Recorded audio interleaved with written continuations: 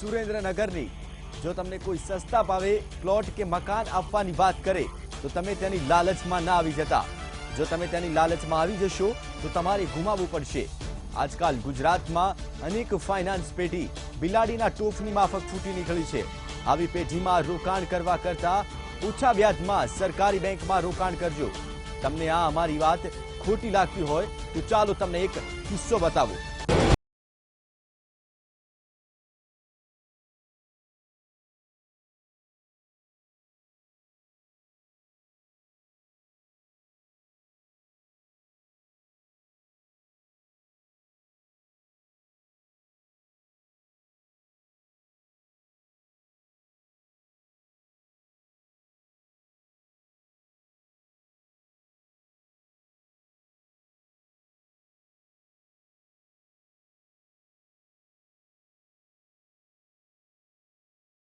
આ તમામ મહિલા સુરેન્દ્રનગર શહેરની રહેવાસી છે।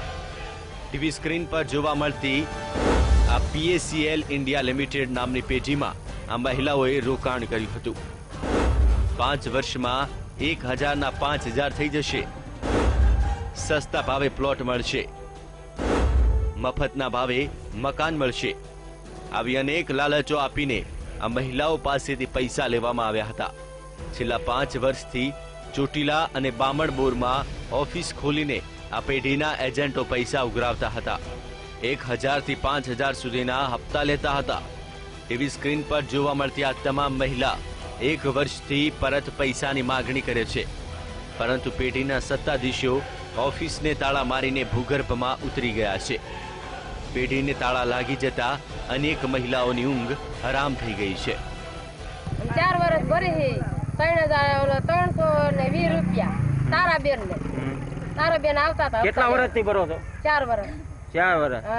હા। તો તમને હું એને લાલચ શું આપી હતી કે 8% વ્યાજ? હા। કેટલા મહિને આપશે એવું કીધું?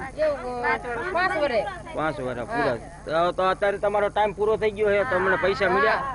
પૈસા નથી આવ્યા, જમા પૈ નથી દેતા, કાંઈ નહીં કે ડબલ કરીને આપશી। હવે કઈ જવાબ નથી આપતા અને કાઈ નથી આપતા। બસ આવા તો 20 બેનું છે, 20 માંથી ને કઈ નહીં ને વર્ષથી તો અડિયું ગાઈટના ઘરના પૈસા નાખીને અડિયું કાઢી ને 2 બેનું આવીને જ્યાં બેઠ્યું છે અને પાછા અમને એમ કે તમાર થાય નહીં કરી લેવાનું। હવે અમારે શું કરવું? પેઢીને બંધ થવાને આરે એજન્ટો મુશ્કેલીમાં। આ ફાઇનાન્સ પેઢીના જવાબદાર અધિકારીઓ છેલ્લા 3 વર્ષથી ઓફિસમાં હાજર રહેતા નથી અને છેલ્લા 2 વર્ષથી સુરેન્દ્રનગર સ્થિત ફાઇનાન્સ પેઢીની ઓફિસ પણ બંધ થઈ જતા જિલ્લાના ચોટીલા, બામણબોર સહિતના તાલુકાના 150 થી વધુ થાપણદારોએ મહિલા એજન્ટને ઝડપી પાડી ઘેરાવ કર્યો હતો। જ્યારે મહિલા એજન્ટને હાલ ફાઇનાન્સ પેઢીનો હાઈકોર્ટમાં કેસ ચાલતો હોવાનું જણાવી થાપણદારોને થોડા દિવસમાં નાણાં વ્યાજ સાથે પરત મળવાની હૈયાધારણા આપી હતી। જો કે મહિલા થાપણદારોમાં પણ એજન્ટો સામે રોષ જોવા મળ્યો હતો અને તાત્કાલિક જમા કરેલ રકમ વ્યાજ સાથે પરત નહીં મળે તો એજન્ટ સહિત કંપની સામે ઉગ્ર આંદોલનની ચીમકી પણ ઉચ્ચારી હતી। પૂરી ઘટનામાં જે નૂરજહાંબેન એજન્ટ છે તેમની વાત કરીએ તો ખુદ અલગ જ વાત કરી રહ્યા છે। જેમ લાગે બરોબર તમને બામણ બરવાળાને જેમ લાગે। જો મેં 1 પૈસો રાખ્યો હોય તો અહીં જે બામણ બરવાળા પીર કે જે કોઈ ભગવાન કઈ નહીં પણ વાત મૂકું મેં। હવે આ પૈસા તાત્કાલિક બાયુને મળે એવું કઈ શક્યતા? એ તો અહીંયાથી જ્યારે મળશે ત્યારે જ બધાને મળશે। તો એનો ટાઈમ તો બેન પૂરો થઈ ગયો છે, તો હવે વાત મારો થઈ ગયો છે। મેં ભર્યા છે 1100 એનું 6 વર્ષ। અત્યારે તમે પલ્સરમાં એજન્ટ છો કે? હા। ક્યાં રહ્યો છો તમે? ચોટીલા તો કીધું મેં તમને। હા, કઈ જગ્યાએ? પૈસા ખાધા છે તમારે દેવાના। મેં ખાધા હોય તો મને પીર દાદાના હમ। હું આંગણવાડી વર્કર છું। હું નવાપરામાં 20 વર્ષથી નોકરી કરું છું અને આ છેલ્લા 5 વર્ષથી આ પ્લસ વાળાએ મને નૂરજાબેને કીધું અને કે પલ્સ વાળાનું ખાતું સારું છે, તેથી હું મેં બહેનોને વાત કરી। મેં ભર્યા પહેલા હું 1000 રૂપિયા મહિને ભરું છું। હા, અને પછી આ બહેનોને મેં વાત કરી, આ બહેનોએ બધાએ ખાતા ખોલ્યા, એનું બધું લઈ અને હું આ બધા હપ્તા ઉઘરાવી અને નૂરજાબેનને આપતી હતી અને નૂરજાબેનની પછી ભરી આવતા તાની પહોંચું મને આપી પાછા હું બહેનોને આપતી હતી।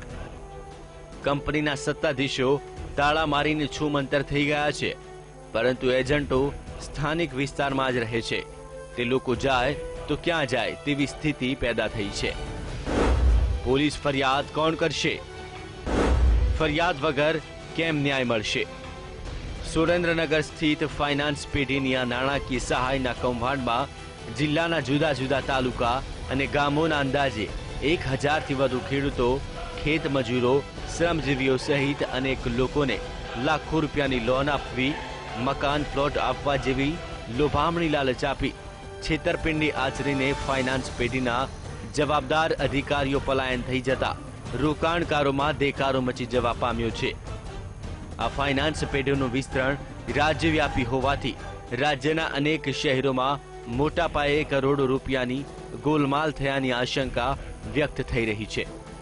ત્યારે ગરીબ અને જરૂરિયાતમંદ લોકોની મહેનતના નાણાં હડપનાર પેઢીના મોટા અધિકારી સામે પોલીસ ફરિયાદ થઈ નથી. માટે જ્યાં સુધી પોલીસ ફરિયાદ ન થાય ત્યાં સુધી પેઢીના સત્તાધીશો સામે પગલાં કેવી રીતે ભરવામાં આવે તે સૌથી મોટો સવાલ છે. ક્રિમિનલ માટે વિરેન ડાંગરેચા, વીટીવી ન્યૂઝ, સુરેન્દ્રનગર.